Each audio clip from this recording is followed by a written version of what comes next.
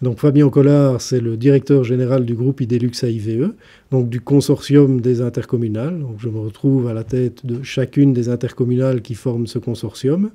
Je suis luxembourgeois d'origine, ce qui fait que j'ai un attachement particulier à cette province, et ce qui fait aussi que je suis très porté sur le développement de celle-ci dans tous ses aspects socio-économiques. Alors, je ne suis pas un économiste de formation, je suis plutôt un littéraire. J'ai une formation initiale en histoire qui a été complétée par une formation en marketing et communication. Et je pense que c'est une formation qui est extrêmement utile pour diriger ces intercommunales, parce que pour savoir où l'on va demain, où on veut aller demain, il faut savoir aussi d'où l'on vient. Et c'est quelque chose de très important en province de Luxembourg, qui est un territoire où on est quand même fortement attaché à ses racines.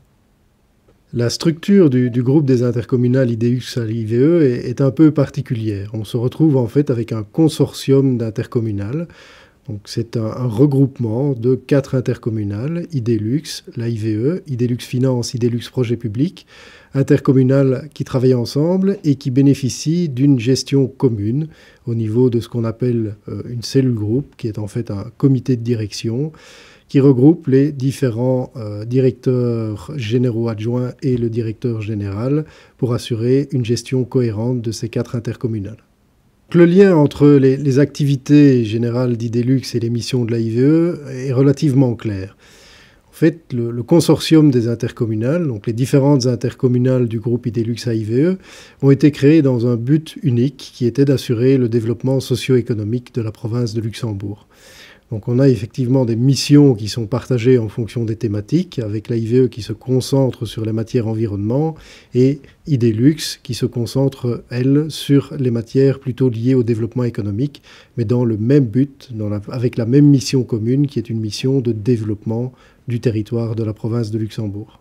Donc le groupe Idelux AIVE génère en propre, donc en interne, 500 emplois. Donc ce sont 500 personnes qui sont occupées dans les métiers du développement économique, de la gestion de projets pour compte des entités publiques, de la gestion de l'environnement.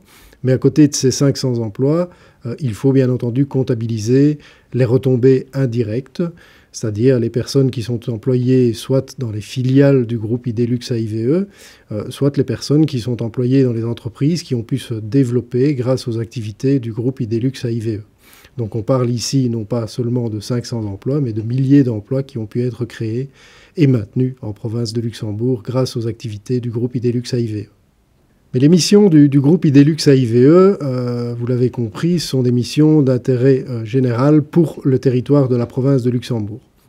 Mais à côté de cela, il nous semble important de soutenir également d'autres activités, des activités de coopération au développement notamment, actions de coopération au développement dans lesquelles nous essayons de nous inscrire avec, bien entendu, le moins d'implications financières possible pour les activités du groupe Idelux AIVE, c'est-à-dire que nous allons chercher auprès de la région wallonne ou auprès d'autres organismes publics les moyens de financer ces actions de coopération au développement qui sont très utiles pour le personnel de nos intercommunales, parce que ça nous permet aussi de voir ce qu'il se fait ailleurs, et ça nous permet aussi d'agir dans un intérêt qui est un intérêt collectif qui dépasse les frontières de la province de Luxembourg.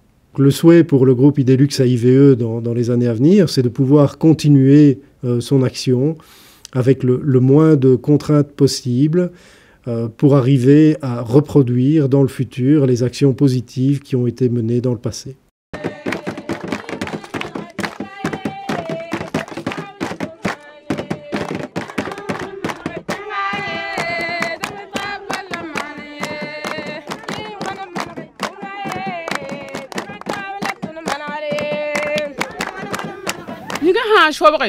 Elle dit vraiment que la principale préoccupation de la femme, c'est le problème d'eau. Parce que quand elles finissent les travaux champêtres et qu'elles doivent se rendre au point d'eau pour s'approvisionner en eau, elles prennent du temps. Parce qu'il faut faire la file pour pouvoir s'approvisionner. Et en temps, elles passent la nuit là-bas. Et quand ils arrivent à s'approvisionner en eau, il faut aller moudre la farine.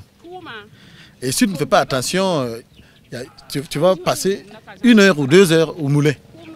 Parce que c'est le seul moulin pour tout ce gros village.